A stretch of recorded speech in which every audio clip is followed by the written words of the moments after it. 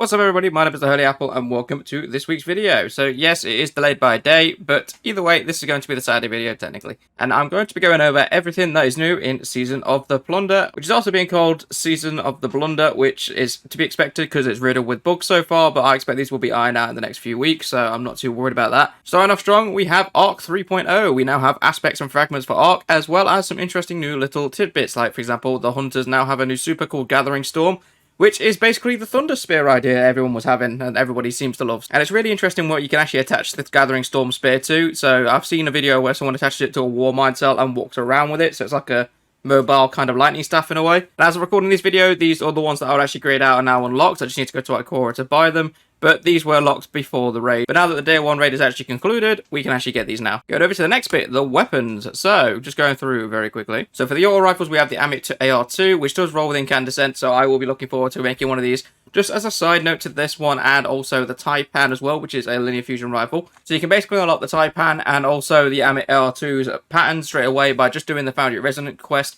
This is actually located on Mars, so by all means pick this up and go do them for some very easy patterns. And just for reference, this is the Taipan, which is basically the Void version of the Tarantula and also the Corsair's Wrath. So the damage is definitely up there with them, and the charge time is pretty much the same, so by all means, get one of these if you can. There also appears to be a new Gambit Pulse rifle called the Yesteryear, which has been added into circulation. A new Arc SMG to accompany Arc 3.0 is the Out of Bounds Omalon submachine gun, which I can vouch for is very good. You can only get this in the Crucible, so it's going to be tough to grind out, but trust me, it is definitely worth it, even if you're just solely a PvE player. The Vanguard weapon that seems to be added this season is called the Mindbender's Ambition, which is another shotgun, and this one does have auto-loading, so I will be curious to try and get this. Then again, it's not a slug shotgun, so I am a little bit disappointed by that. And another Vanguard weapon that was added into this season was called the Militia's Birthright, which is a grenade launcher. Looks like it's a lightweight frame, one-shot grenade launcher, so this could be good with blindy grenades, but at the same time, it's a Vanguard weapon, so it could be very good for ag clear. Not to mention, it rolls with things like lead for gold, and also you can get the stunning recovery as well, not to mention Vanguard's Vindication. So this actually could be quite a big game changer when it comes to Nightfalls. We also have the Iron Banner rocket launcher called Roar of the Bear, and this one does roll with auto-loading as well, so this is definitely going to be something to keep your eyes on if you do an Iron Banner. And for trials, we have a new bow, which is called the Whistler's Whim, and I'm not going to lie, this kind of looks like the Whispering Slabs with a trial kind of pattern on it.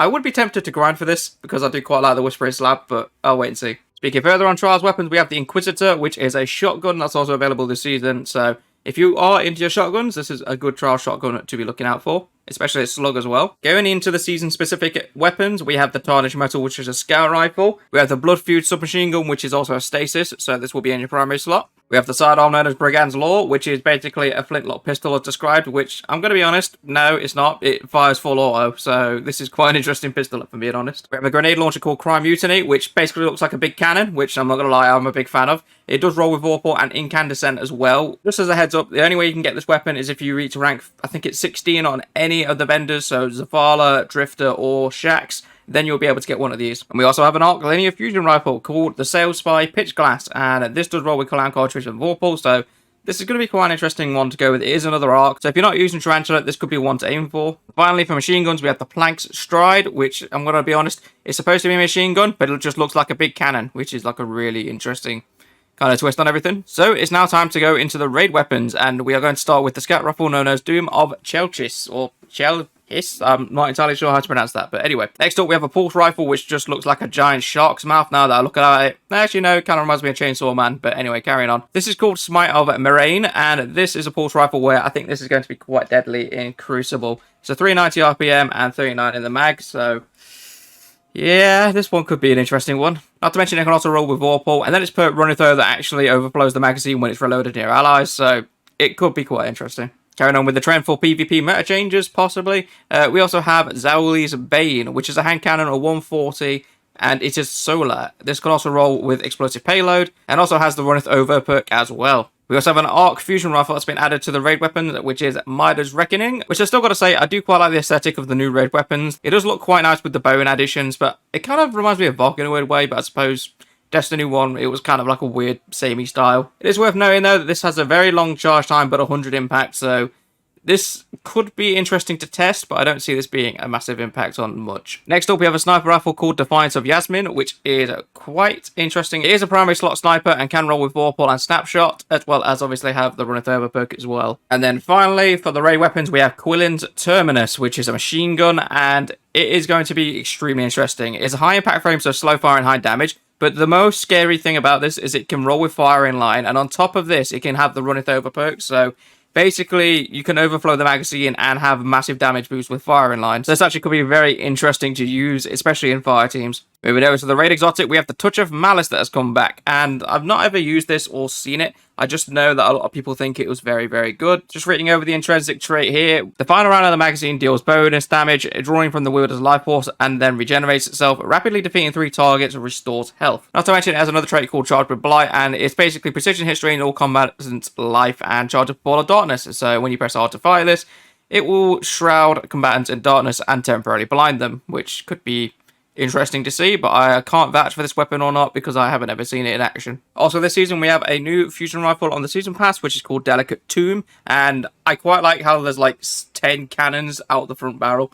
It's actually quite interesting to use. It does hit quite hard, so I would definitely recommend giving it a go and see if you like this. It's definitely worth at least trying. Going over the new exotic armor this season, we have the point contact cannon brace for the Titans, which seems to be defeating targets with your Thunderclap melee restores melee energy. Targets near you when you use your Thunderclap stuff are lightning strikes. Being amplified increases the range of these lightning strikes, so basically making your Thunderclap ability even stronger. For the hunters, it has a very interesting name. It's Guy Falcon's Hallberg, I think that's how you pronounce it. Basically, the perk is called See Me, Feel Me, and the description for the perk is very interesting, but basically, when you come out of invisibility, you'll have a damage boost, and on top of that, if you kill an enemy with a finisher whilst you're invisible, you will also gain a reserve overshield for you and your allies, and you can deploy these by using a class ability, but in the hunter's case, it would be a dodge, and these will give you a full overshield. For the Warlocks, we have the Fallen Sunstar, which a lot of people have been memeing like this looks like the Statue of Liberty. But anyway, moving on. The armor perk is Ionic Conductor. Ionic Tracers, you create move faster and grant you additional ability energy. Nearby allies also gain ability energy when you collect an Ionic Trace. So it basically makes your Ionic Trace builds even better if you are going to be making a build for them. But that's going to be everything collectible-wise that you can get this season. So moving on to actual activities, if you go to the Helm, you probably have to do like an intro mission to unlock these, but you can get things like the Catch Crash activity, which is new. It's basically a 6-man activity where you board a pirate ship for the Elixir and you go to another pirate ship and destroy it, or kill the captain, we'll say. Overall, in my eyes, it's quite a good activity, not to mention it doesn't feel sluggish in any way. Feels quite active in what you need to do. But then again, this is the first week of the season, so I don't know if that's going to wear off in time, but there is also a master version of the Catch Crash to do as well for Pinnacle gear. And when you're tired of running Catch Crash, there is also the Expedition activity to do, which is a 3-man activity. And this is basically you protect a mining rig as you try to mine different sites to find treasure. You deposit the treasure in said mining rig, and then at the end, you have to kill a boss, and then that transports it up. It takes about 5 to 7 minutes, I want to say, on average, so it's not that long to do it. And it also does give you quite a fair amount of rewards. And finally going into the star chart, which is the new thing in the Helm, there is a small treasure beacon that you can get, which is a very interesting twist on how Bungie gives quests out. I think this is to do with an exotic quest, but in my eyes, this is done really well. So I won't spoil it, but when you get this, I think you'll be very happy about it. One last thing as well for these activities, there is supposed to be another one there, but obviously I've already beaten it. It does appear that during the seasonal mission, we will get pirate caves that we can actually raid and defeat certain bosses. I'm going to be honest, these feel like lost sectors. Me and my mate did it and cleared it in 2 minutes flat, so they're not hard. They're just literally there to progress the story. And last but by no means least, we have the King's Fall raid, and this came out literally on Friday, so it's been 2 days since it came out. I have tried to beat this twice already, but I always end up failing on Oryx's final stand. That's both in contest mode and also in normal mode, because I think we ran out of time for a few people. But basically, I'm not going to spoil anything for the raid, but I just want to quickly say that this raid is very good. If you compared it to Vault of Glass, I think King's Fall mechanic-wise is better, but it definitely does require a lot more communication and a lot more know-how to do it. Just a quick mention to any D1 veterans out there who are wondering about King's Fall. Yes, it is quite samey to the original, but there is quite noticeable changes in the raid itself. I won't say what, I'll let you figure that out for yourself, or you can watch a guide on how to do them. But if you can get a team of 6 together to run this raid, I highly recommend you do so. That's going to be everything for this week's video. Thank you very much for watching, and I will upload something tomorrow just to make up for this whole pushback thing. I think it's going to be a playthrough of a game, but I can't remember which one exactly. But if you did enjoy this, remember to leave a like and a comment down below telling me what you think of the new season so far, because I would be really interested to know. But that's everything for me. Thank you, and see you all later.